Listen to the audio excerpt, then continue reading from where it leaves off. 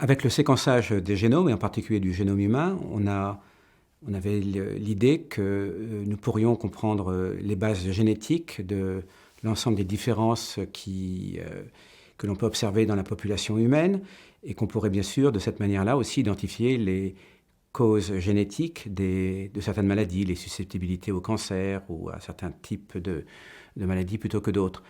Et puis finalement, après peut-être 10 ou 20 ans, on s'aperçoit que les choses sont plus compliquées, que finalement la séquence ou les variations de séquence de l'ADN n'expliquent sans doute pas toute l'hérédité.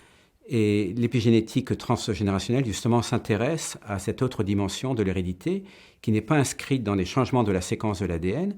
L'ADN est toujours important, on a toujours besoin de gènes, bien entendu, mais qui cherche plutôt à comprendre comment, au-delà de la séquence de l'ADN, on peut avoir une information qui est transmise de génération en génération. Alors, qu'est-ce que c'est que l'épigénétique? L'épigénétique, généralement, c'est considéré dans un cadre développemental, le développement des organismes. C'est un mécanisme par lequel, ou un ensemble de mécanismes et de processus par lesquels les cellules acquièrent progressivement une identité particulière lors du développement et se tiennent à cette identité. Donc, c'est un mécanisme par lequel on acquiert une mémoire cellulaire qui fait que les cellules ne divaguent pas, restent dans l'identité telle qu'elle a été définie au cours du développement. C'est un processus qui, par définition, est réversible. On efface cette information-là de génération en génération pour recommencer à zéro à chaque génération. Alors évidemment, l'épigénétique transgénérationnelle, ça sort de ce cadre-là. C'est une épigénétique qui est sans doute accidentelle, qui fait que, parfois, ces informations mémorisées dans les cellules arrivent quand même à passer la barrière des générations. L'épigénétique transgénérationnelle est à ce jour bien mieux étudiée ou comprise dans le domaine végétal que dans le domaine animal. Et ça tient sans doute à une grande différence dans les mécanismes de reprogrammation des états épigénétiques au travers des générations entre animaux et végétaux.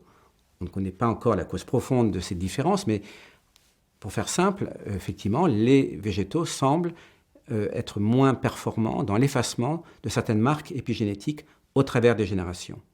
Et c'est ce qui permettrait à cette épigénétique transgénérationnelle de prendre plus d'ampleur dans le monde végétal par rapport au monde animal.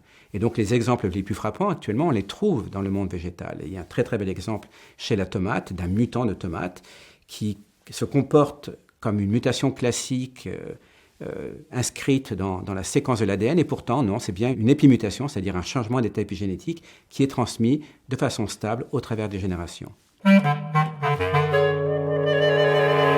De la même manière qu'on peut voir des mutations chez la tomate qui finalement sont dues non pas à des changements de la séquence de l'ADN, mais bien à des variations d'ordre épigénétique, on pourrait tout à fait imaginer qu'on ait des épimutations, c'est comme ça qu'on les appelle, chez l'homme.